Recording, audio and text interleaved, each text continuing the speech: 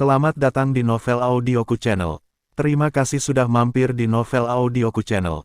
Bantu untuk klik tombol subscribe dan like untuk berkembangnya channel ini. Dan jangan lupa untuk nyalakan loncengnya agar selalu mendapatkan notifikasi terbaru dari Novel Audioku Channel. Silahkan menikmati cerita novel favorit Anda. Mari kita lanjutkan kembali kisah novel Aiden Enzo Kehidupan Super, episode 265, bersama Novel Audioku Channel. Selamat mendengarkan.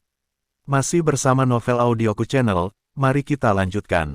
Tuan muda, Tergio Ziso tercengang, dan pistol di tangannya sudah diletakkan. Dia memandangi wanita yang berlutut di depannya dengan tak percaya, dan menatap Aiden Enzo dengan curiga. Aiden Enzo melirik kemudian, dia menatap wanita itu dan berkata sambil tersenyum, "Bangunlah." Tergio Ziso, dan berkata, "Aku akan menjelaskannya nanti." Perubahan mendadak ini mengejutkan Tergio Ziso dan yang lainnya. Sedetik sebelumnya, 5 orang baru saja dipenggal. Detik berikutnya, dia seperti gadis cerah. Aiden Enzo tersenyum, memberi isyarat kepada Alita Angel untuk melepaskan dirinya, menyentuh kepalanya, dan berkata, "Kamu telah tumbuh jauh lebih tinggi, apakah ayahmu mengirimmu ke sini?" Alita Angel mengangguk, matanya berbinar, dan berkata, "Baik, tuanku menyuruhku datang dan melindungimu secara diam-diam." "Kapan?" Aiden Enzo bertanya lagi. Alita Angel merasa sedikit malu, dengan cemberut, menggosok jarinya, dan ragu, lebih dari sebulan yang lalu. Aiden Enzo terkejut. "Apakah kamu mengambil kesempatan untuk menyelinap keluar untuk bermain lagi?" Aiden Enzo memiliki garis-garis hitam di seluruh dahinya. Alita Angel suka bermain sejak dia masih kecil, dan 3 tahun lebih muda dari dirinya. Ketika Alita Angel berusia 6 tahun, dia dipilih oleh pengawal bayangan dan memulai pelatihan rahasia. Alita Angel bergumam, "Saya pikir Brother Aiden Enzo akan baik-baik saja, jadi, saya hanya pergi bermain sebentar. Lihat, saya datang ke sini dan membantu Anda menyelesaikan geng ini, itu tepat untuk datang." Alita Angel tersenyum lagi, matanya yang besar berkelap-kelip, melengkung seperti bulan sabit, dan ada 2 lesung pipi yang indah di sudut mulutnya. Aiden Enzo mengangkat bahu, tidak mengatakan apa-apa lagi, melirik 2 garis merah di pipinya, dan bertanya, "Dari siapa kamu belajar?" "Kamu pasti mengetahuinya," Alita Angel menjawab. Aiden Enzo memanjakan kepala Alita Angel, lalu menoleh untuk melihat Tergio Ziso, dan berkata, "Ayo pergi, cepatlah. Aku takut semuanya akan berubah saat aku kembali ke Sangjiang." Aiden Enzo merasa sedikit cemas. Karena pihak lain melewatkan kali ini, dia pasti akan menghubungi Sangjiang dan menyerang Vivian Low dan Bikan. Oleh karena itu, Aiden Enzo harus bergegas kembali secepat mungkin. Setelah mengatakan ini, Aiden Enzo berjalan menuju pria bertopeng yang terbaring dalam genangan darah, membungkuk, dan menemukan ponsel dari saku celananya. Buka log panggilan terakhir, tidak ada catatan. Aiden Enzo mengerutkan kening, pihak lain merahasiakannya. Di sisi Tergio Ziso, dia dengan cepat menelepon dan meminta seseorang untuk mengatur mobil untuk datang. Segera, beberapa orang naik ke mobil lagi dan terus bergegas ke Sangjiang. Alita Angel secara alami mengikuti Aiden Enzo. Dengan dia di sekitar, Aiden Enzo sangat santai. Setidaknya, tidak ada masalah dalam hal efektivitas pertempuran.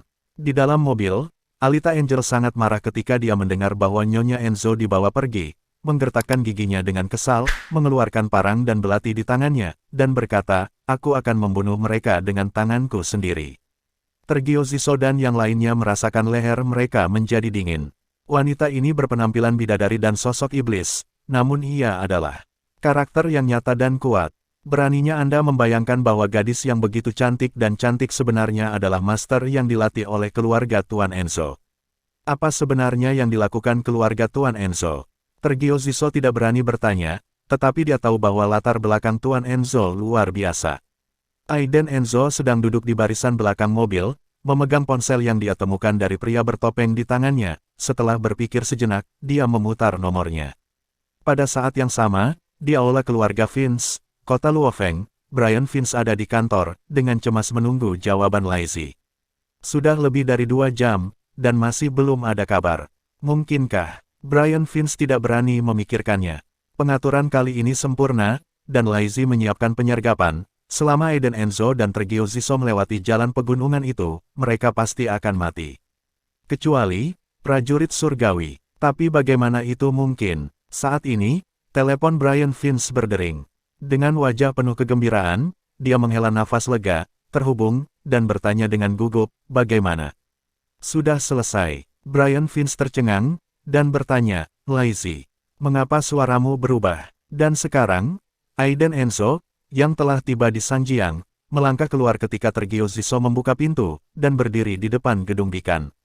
Dengan cibiran samar, dia sudah mengenali suara pihak lain. Brian Vince. Ternyata dia, ini benar-benar tanpa henti. Setelah itu, Aiden Enzo dengan sengaja merendahkan suaranya, dan berkata, saya terluka sedikit, itu bukan masalah besar. Tuan Vince, jika Anda menyingkirkan Tuan Enzo kali ini, Anda bisa tenang. Metode Tuan Vince benar-benar hebat, kudengar kau masih di Sanjiang mengatur seseorang untuk mengikat istri Tuan Enzo. Alis Brian Vince mengernyit, dan dia tersenyum sangat bangga, hahaha, itu bukan berkat tindakan Vince. Adapun istrinya, saya secara alami mengatur, ini adalah alat tawar-menawar saya. Ambil saja kesempatan ini untuk menelan Bikan, dan saya dengar ada miliaran aset. Tuan Vince benar-benar seorang pahlawan. Bagaimana, apakah Anda membutuhkan bantuan saya?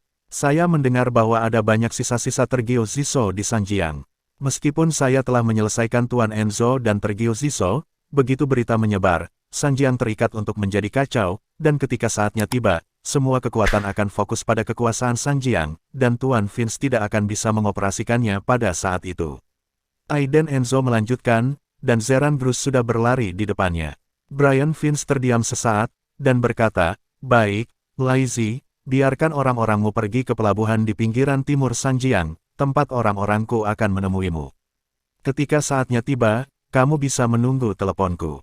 Brian Vince juga tidak ragu, makan Bikan bukanlah masalah kecil. Sekarang, begitu Tuan Enzo dan Tergio Ziso meninggal, Sanjiang pasti akan berada dalam kekacauan.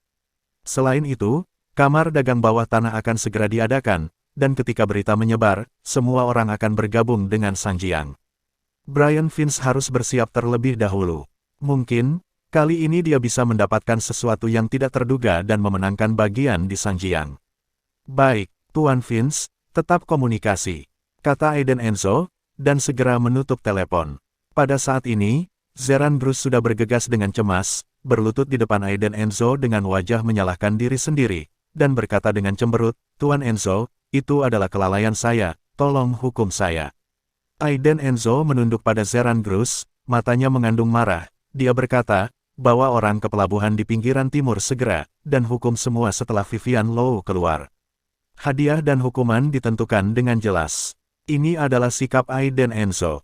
Tergio Ziso berdiri di samping Aiden Enzo, tapi dia tidak berani mengatakan apapun. Bagaimanapun, itu adalah kelalaian Zeran Bruce. Zeran Bruce segera berdiri, mengangguk berat, dan berkata, ya. Saya pasti akan membawa nyonya kembali dengan selamat. Setelah selesai berbicara, dia mengangguk dengan hormat ke Tergio Ziso, dan buru-buru menyapa puluhan pria kulit hitam yang berdiri satu persatu.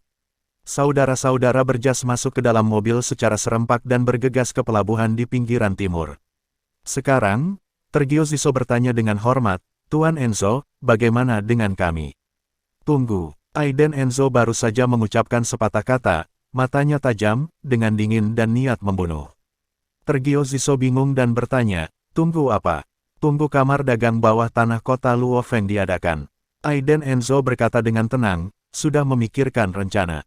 Karena orang-orang di belakangnya ingin membunuhnya, dan dengan sengaja memindahkannya dari kota Luofeng, maka Aiden Enzo sedang menunggu di Sanjiang, dan ketika kamar dagang bawah tanah diadakan, dia tiba-tiba membunuhnya. Kali ini, tidak peduli siapa itu, Aiden Enzo akan menerimanya bersama dengan kamar dagang bawah tanah. Tergio Ziso juga segera mengerti apa yang dimaksud Aiden Enzo, dan matanya bersinar terang. Tuan Enzo, rencananya terlalu tinggi. Ayo pergi ke suatu tempat, kata Aiden Enzo lagi. Mau kemana? Tanya Tergio Ziso. Yunding Mountain Villa. Setelah Aiden Enzo selesai berbicara, matanya bersinar dingin. Dia akan meminta sesuatu kepada Camellia Emer untuk memastikan bahwa rencananya selanjutnya akan berjalan lancar. Terima kasih sudah mampir di Novel Audioku Channel. Bantu untuk klik tombol subscribe dan like-nya untuk berkembangnya channel ini. Novel Audioku Channel akan memberikan lebih banyak lagi cerita novel yang lainnya dalam versi audio.